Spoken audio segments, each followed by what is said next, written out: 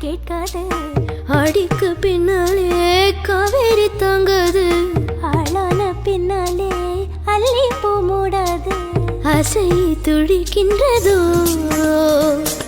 என் வீட்டு தோட்டத்தில் பூவெல்லாம் கேட்டுப்பார். என் வீட்டு ஜன்னல் கம்பி எல்லாமே கேட்டுப்பார். என் வீட்டு தென்னங்கீற்றை இப்போதே கேட்டுப்பார். என் நெஞ்சை சொல்லுமே. உன் வீட்டு தோட்டத்தில்